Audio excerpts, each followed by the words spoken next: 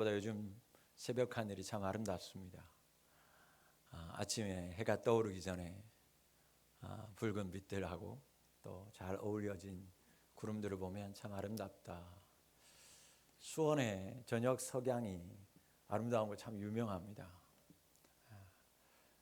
여러분 덥다고 너무 짜증만 내지 말고 우리 높이 있는 하늘을 바라보면서 참 좋은 기분을 또 하나님을 느껴보는 우리 가족들이 됐으면 좋겠습니다. 그리스도인이란 누굴까? 자신의 힘을 의지하지 않고 성령의 힘을 의지하며 살아가는 사람이 그리스도인입니다. 그래서 저와 여러분은 그리스도인입니다. 이 자리에 있는 모든 분들, 우리가 이 땅의 험한 땅을 밟고 살아가지만 하늘의 영감을 받고 살아가는 인생인 줄 믿습니다. 성령께서 이 땅에 임재하신 이후에 모든 그리스도인들은 끊임없이 성령의 힘을 의지하면서 살아가고 있습니다. 오늘 이 자리에 우리의 힘으로 온 것 같지만 성령께서 이끌어 주셔서 이 자리에 왔습니다. 오늘 예배 가운데 내 힘이 아니라 성령께서 주시는 힘으로 예배하고 그 성령이 주시는 능력으로 세상으로 나아가는 믿음의 성도님들 될 수 있기를 간절히 소망합니다. 성경을 살펴보면 하나님 위기의 순간 때마다 하나님께서 사람을 부르고 그 사람을 부르신 다음에 영을 부으십니다. 오늘 우리가 살펴볼 다윗도 국가의 위기 상황에서 이스라엘의 역사 무대에 처음으로 등장합니다. 그리고 그 다윗에게 하나님께서 가장 먼저 하신 일이 무엇인가? 하나님의 영을 그에게 부어주신 일이었습니다. 여러분, 시작부터 끝날 때까지, 창조 때부터 주님 재림 때까지 성령의 능력이 아니고서는 우리는 살아갈 수 없는 존재라는 것을 고백하며 살아야만 합니다. 이스라엘 백성들이요, 사사시대를 거치면서 수많은 전쟁을 겪으면서 그들에게 갈급함이 생겼습니다. 그것은 사람에 대한 갈급함이었어요. 그들이 부러운 것 한 가지가 있었습니다. 바로 이방의 왕과 같은 존재였어요. 사사시대를 지내고 전쟁을 계속 치르면서 그래서 이스라엘이 사사에게, 마지막 사사 사무엘에게 왕을 요구합니다. 사무엘이요, 우리에도 왕이 있었으면 좋겠습니다. 제발 하나님 앞에 요구해서 우리에도 왕을 주세요. 왜 그들이 그렇게 요구했을까? 이스라엘과 전쟁을 할 때마다 자신들은 아무런 지도자 없이 그저 자신들이 가서 싸우는데, 그들은, 적군들은 매일마다 싸우러 나오는데 멋있는 말을 탄 그 앞장서서 백성들 앞에서 싸우는 왕이 있는 거예요. 그들의 모습을 보면서 너무 이스라엘은 부러웠어요. 우리도 저런 왕이 있으면. 사무엘에게 요구합니다. 이 같은 요구 때문에 사무엘상 9장에서 하나님께서 사울에게 기름을 붓습니다. 그리고 사무엘상이 끝나는 31장까지 아말렉 전쟁에서 그가 자신이 사랑하는 아들 요난단과 함께 전사하는 그 순간까지 사울이 이스라엘의 초대 왕으로 지내게 되죠. 그러나 안타깝게도 사울 왕이 정말 하나님 앞에서 버림받게 되는 것은 전사하기 한참 전이었던 사무엘상, 오늘 우리가 본문 읽기 전 바로 15장에서였습니다. 전쟁 중에 얻은 그 전리품, 하나님께서 모든 것들은 다 불태우고 다 하나님 앞에 드려라. 그런데 그 전리품이 아까워서 사울 왕이 뒤로 슬쩍 돌리죠. 치명적인 불순종을 범하게 됩니다. 그때 하나님으로부터 왕으로 세운 것을 내가 후회한다라는 말을 듣게 돼요. 실제적인 폐위 선언을 받게 됩니다. 사울이 이 같은 실제적인 폐위 소식을 듣게 되고, 이 폐위 소식을 들은 사무엘이 깊은 슬픔에 빠져서 라마로 돌아가게 됩니다. 그때 하나님께서 사무엘에게 나타납니다. 너 왜 슬픔에 빠져 있느냐? 지금 자리에서 일어나라 라고 말합니다. 그리고 베들레헴으로 가서 기름의 뿔에다가 기름을 채우고, 그리고 이새의 아들에게 한 사람을 내가 정해놨으니 그를 왕으로 세워라, 기름을 부으라고 명령하죠. 이 말을 듣고 사무엘이 주춤거리고 두려워해요. 왜요? 시퍼렇게 왕권을 붙들고 있는 왕 사울 왕이 그를 지켜보고 있었기 때문입니다. 자기가 버젓이 왕권을 잡고 있고 버젓이 살아있는데 기름을 가지고 가서 누군가에게 기름을 붓는 것은 왕을 세우는 행동이었기 때문에 그 행동을 사울 왕이 모를 리 없었고, 그것을 안다면 자신은 죽은 목숨에 불과한 것이었어요. 그래서 하나님이 이렇게 얘기하죠. 그러면 암송아지를 끌고 가서 제사 드린다고 하고 기름을 부어라. 이제 그가 나아갑니다. 그리고 이새에게 가서 아들들을 초대하죠. 이제 하나님 명령에 따라 이새를 만난 사무엘, 그 선지자는 이새의 모든 아들들을 자기 앞으로 하나하나 진행하게 합니다. 첫째 아들 엘리압을 보는 순간 하나님께서 세우신 아들이구나, 기름을 부으려고 합니다. 하지만 하나님이 뭐라고 얘기하냐면 그를 버렸다 말씀합니다. 그를 버렸다라고 하는 말씀은 오늘 우리 사무엘상 16장 1절에서 하나님께서 사울 왕을 버렸다라고 하는 단어와 동일한 단어입니다. 즉 하나님은 더 이상 사울과 같은 왕은 세우지 않겠다라고 마음을 먹으셨던 겁니다. 그래서 둘째, 셋째, 연이어서 사무엘 앞으로 지나가지만 하나님은 그들 모두를 선택하지 않습니다. 하나님은 사람의 시선과 판단에 따른 왕이 아니라 하나님의 전적인 은혜에 사로잡힌 사람, 그래서 하나님의 능력 가운데 거하는 사람을 왕으로 세우자 합니다. 사람이 보는 외모, 사람이 보는 키, 사람이 보는 지혜가 아니라 하나님의 은혜로 사는 사람, 그 사람을 하나님께서는 세우시고자 작정하셨습니다. 모든 아들이 다 지나갑니다. 하나님이 아무도 택하지 않습니다. 그때 사무엘이 이새에게 묻죠. 너에게 있는 아들이 다냐? 그때 이새의 마음에도 없었던, 이새의 마음에 알이 자리 잡고 있지도 않았던 막내 아들이 그 순간에 떠오릅니다. 그리고 사무엘에게 다윗이 있다는 것을 알려주죠. 급히 양떼를 지키고 있었던 다윗이 사무엘 앞으로 달려옵니다. 여러분, 사무엘이 부를 때 다윗이 있었던 곳은 양떼 곁이었습니다. 사무엘이 부를 때 다윗은 양떼들을 지키고 있었습니다. 아버지에게도 인정받지 못하는 다윗이었습니다. 가족들에게도 사랑받지 못했고 천대받는 아들이었습니다. 그러나 다윗은 목동이라고 하는 자신의 사명은 매우 소중하게 여기는 사람이었습니다. 그날은 집안에서 가장 중요한 일이 있는 날이었습니다. 아무리 철부지여도 모를 일이 없습니다. 이른 아침부터 형님들은 분주합니다. 사무엘에게 나간다는 건 너무나 중요했고 사무엘에게 나간다는 것은 어떤 의미인지 알았기 때문입니다. 그래서 아버지도 어머니도 그들을 돌보고 가꾸느라 정신이 없었습니다. 그럼에도 불구하고 그곳에서 소외된 다윗은 자신이 있어야 할 곳으로 갑니다.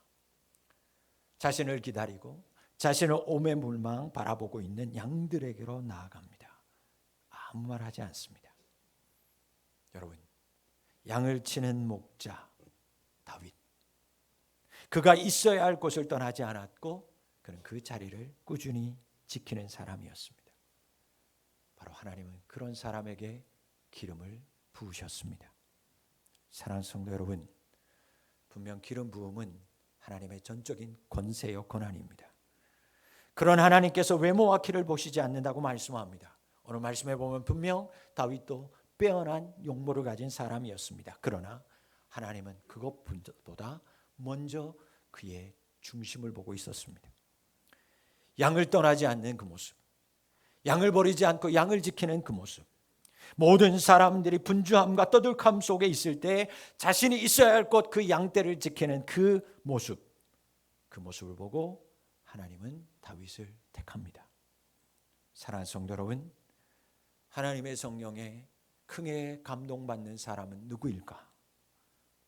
자기의 힘과 의지대로 사는 사람이 아니라, 세상의 분주함과 세상의 떠들썩함에 이끌려 다니는 사람이 아니라 그 중심에 한 영혼을 사랑하는 목자의 마음이 있는 사람, 하나님 아버지의 마음을 가지고 어리고 약하여서 세상 어디에도 기댈 곳 없는 영혼들의 곁을 떠나지 아니하고 저들을 사랑으로 돌볼 수 있는 사람, 그 사람에게 하나님의 성령은 크게 임하는 줄 믿습니다.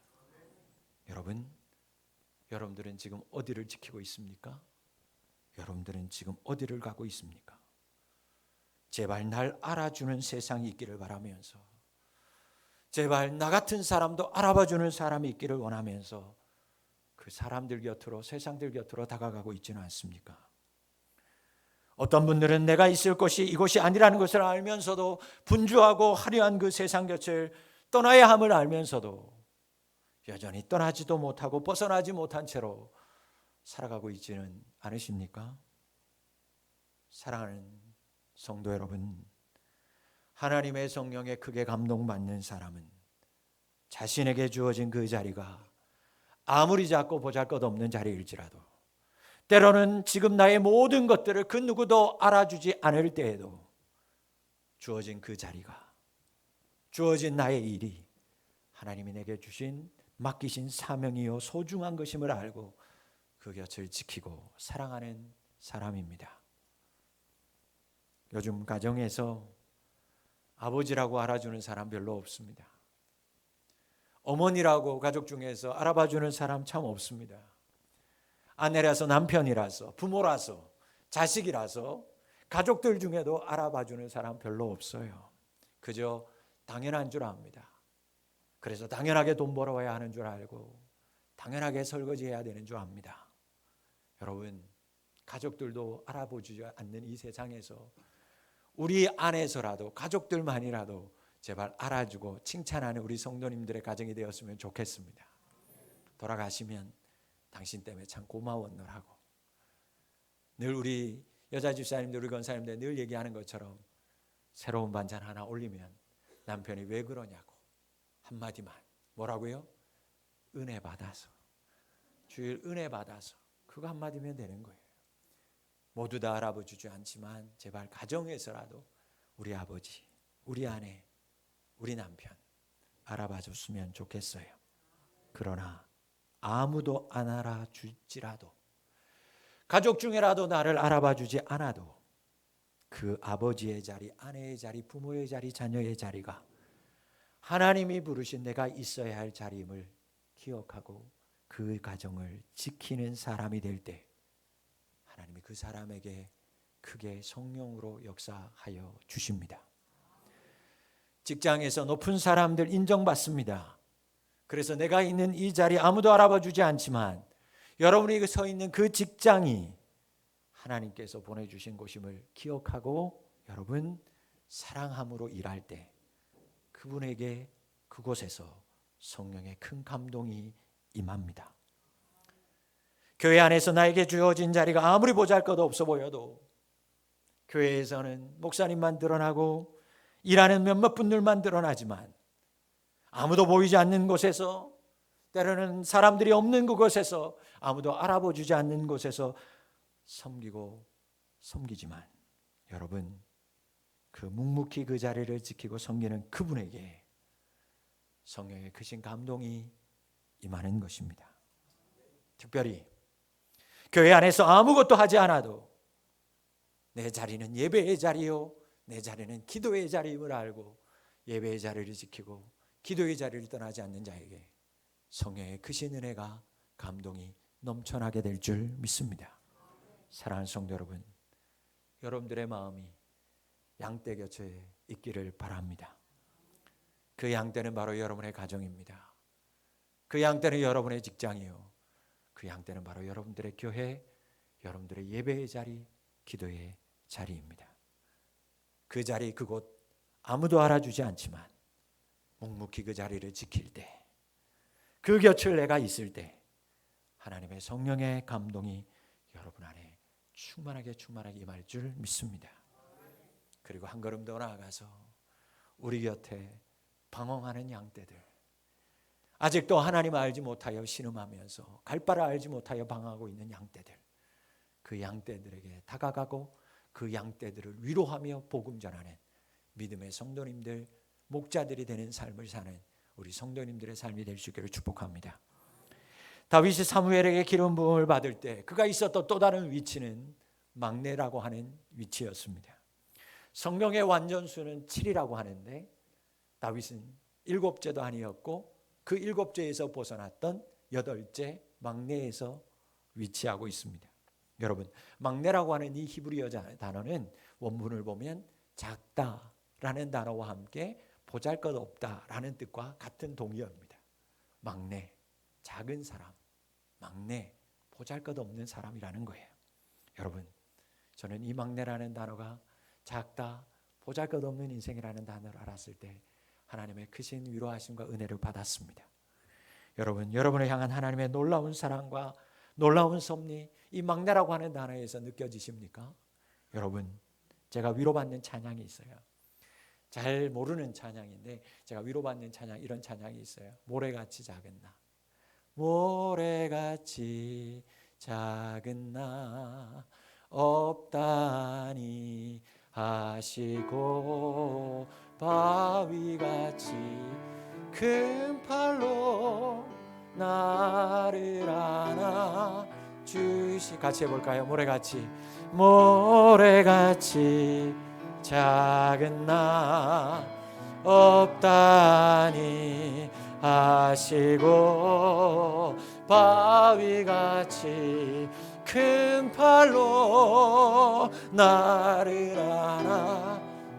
한 번만 더. 모래같이 작은 너, 모래같이 작은 너 없다니 하시고 바위같이 큰 팔로 너를 안아 주시네. 여러분, 성령님께서 감동하는 사람은 큰 사람 아닙니다. 스스로 크다라고 생각하는 사람, 그렇지 않습니다.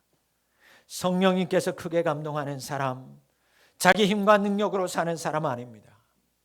너무 작아서, 너무 연약해서 나의 힘으로는 도저히 아무것도 할 수 없음을 알고 하나님만 의지하는 사람, 그 사람에게 하나님이 임합니다. 그것도 크게 역사합니다.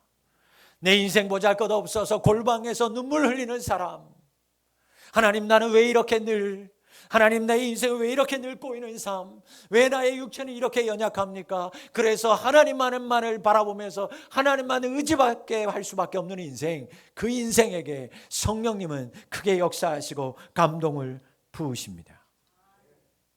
바울이 큰 자였던 시절, 그래서 사울로 살았던 그 시절, 성령의 감동은 일절 일어나지 않았지만 작은 자 되어서 바울로 살아가는 날 동안 그의 인생 내내 항상 성령의 충만함에 사로잡히는 인생으로 살았습니다. 그래서 저는 바울의 이 고백이 좋습니다. 바울이 이 고백을 할 때마다, 읽을 때마다 언제나 도전을 받습니다. 마음이 뜨거워져요. 고린도후서 12장 7절로 12절 말씀입니다. 여러 계시를 받은 것이 지극히 크므로 너무 자만하지 않게 하시려고 내 육체에 가시 곧 사탄의 사자를 주셨으니 이는 나를 쳐서 너무 자고하지 않게 하려 하심이니라. 이것이 내게서 떠나가게 하기 위하여 내가 3번 주께 간구하였더니 이제 여러분의 고백이 됐으면 좋겠습니다. 함께 합니다. 나에게 이르시기를 내 은혜가 내게 족하도다. 이는 내 능력이 약한 데서 온전하여 짐이라 하신지라. 그러므로 도리어 크게 기뻐함으로 나의 여러 약한 것들에 대하여 자랑하리니 이는 그리스도의 능력으로 내게 머물게 하려 함이라. 그러므로 내가 그리스도를 위하여 약한 것들과 능력과 궁핍과 박해와 공고를 기뻐하노니 이는 내가 약할 그때의 곧 강함이니라. 아멘. 내 능력이 약한 데에서 온전하여짐. 그래서 그리스도의 능력이 내게 머물게 하려 함이라. 여러분들이 약하다고 고백할 때, 그 약함을 가지고 주님 앞에 나아갈 때 그 약함 속에 성령의 능력이, 그리스도의 능력이 머뭅니다. 사랑하는 성도 여러분, 약합니까? 보잘것 없습니까? 그 약하게 하신 하나님께 감사하시기를 주의 이름으로 축복합니다. 그래서 오직 하나님만 바라보고 하나님만 의지하게 만드신 그 하나님을 찬양하며 살아가는 믿음의 성도님들이 되실 수 있기를 축복합니다. 제가 실제 사남매 중에 막내입니다. 막내 눈치 봅니다. 막내 아무런 힘도 없습니다. 막내 참 할 일도 많습니다. 막내 늘 심부름 도맡아 해야 합니다. 그런데 아무도 알아주지 않습니다. 그리고 맛있는 거 먹으러 갈 때 누나들끼리 갑니다. 서운합니다. 섭섭합니다. 그러나 하나님이 그에게 주목합니다. 아주 작은 사람, 보잘것없는 사람, 그러나 그걸 가지고 죽게 나오는 사람에게 하나님께서 더 많은 은혜를 부어 주십니다. 부자들이 다 자신 있게 헌금함에 헌금을 소리내어 드릴 때 그 옆에 화폐의 가치로 쳐주지도 않는 렙돈 2개, 그것을 성전에서 헌금 앞에 드리는 여인이 있었어요. 예수님께서 많이 쏘아부은 그렇게 하나님 앞에 드린 사람, 그 사람을 주목하지 않습니다. 보잘것없는 2렙돈을 드린 그 여인, 그에게 예수님이 다가가셨고 그를 예수님께서 높이셨습니다. 성전에서 화려한 긴 옷을 입고 2손을 높이 들고 큰 소리로 하나님 앞에 기도하는 바리새인들, 그들의 기도는 이런 것이었어요. 하나님, 저들처럼 궁핍하지 않게 해주시고, 저들처럼 갈급하지 않게 해주시고, 저들처럼 보잘것없는 인생 되지 않고 하나님 축복하는 인생 되게 해주신 거 감사합니다. 그러나 그 소리를 들으면서 눈물을 머물고 소리내지 못하면서 신음하며 기도하는 세리가 그 한쪽 구석에서 기도하고 있었어요. 그때 가슴을 치며 눈물로 기도하는 예수님이 그에게 이렇게 말씀합니다. 무릇 자기를 높이는 자는 낮아지고 자기를 낮추는 자는 높아지리라. 우리가 2주 전에 말씀을 나누었듯이 우리 인생이 멀쩡했다라면 우리 안에 예수님은 없었을 거예요. 우리가 깨어진 질그릇이었기에 보배로우신 예수님이 우리 안에 있습니다. 그 깨어진 질그릇과 같은 인생 하나님이 사용합니다. 그 깨어진 질그릇 사이로 예수 그리스도의 보배로운 빛이 세상을 향하여 뻗어나갑니다. 보잘것없는 인생, 누군가에 비해서 너무 작은 내 모습, 그래서 하나님밖에 나아갈 수밖에 없고 하나님밖에 붙들 수 없는 우리, 하나님께서 우리를 기뻐 받으시고 축복합니다. 여러분, 하나님의 성령에 크게 감동받는 사람, 막내와 같은 사람입니다. 작은 자, 보잘것없는 인생을 살아가는 사람입니다. 그래서 하나님만 붙들어야 하는 인생, 하나님만 의지해야 되는 사람입니다. 지금까지 작은 인생이어서 불만이었습니까? 보잘것없는 인생이어서 여러분 불만이었습니까? 왜 이렇게 다른 사람보다 약한 것 때문에, 육신의 연약함 때문에 불평하셨습니까? 여러분, 그 작은 것 때문에, 그 보잘품 없는 것 때문에, 그 육체의 가시 때문에 하나님을 의지하게 된 여러분, 의뢰받는 사람입니다. 여러분, 하나님을 의지하는 방편, 그 작음이, 그 보잘것 없음이, 그 육신의 가지가 하나님을 의지하는 방편 되실 수 있기를 주의 이름으로 축원합니다. 그때 하나님의 성령에 크게 감동받는 인생이 될 줄 믿습니다. 다윗을 불러서 하나님이 성령으로 크게 감동시키신 하나님, 그 하나님은 오늘도 다윗과 같은 사람을 부르고 계십니다. 그리고 그 사람에게 하나님은 하나님의 성령의 크신 감동을 부으십니다. 여러분, 지금 어디 계십니까? 아무도 알아주지 않지만 양떼 곁을 지키시기 바랍니다. 여러분의 가정을, 여러분의 직장을, 여러분의 교회와 예배와 기도의 자리를 하나님이 여러분에게 믿고 맡기셨습니다. 아무도 알아주지 않을 때가 더 많을 것입니다. 세상의 분주함이 크게 보여서 떠나고 싶을 때도 있을 것입니다. 주어진 이 자리 그만하고 싶을 때도 많을 겁니다.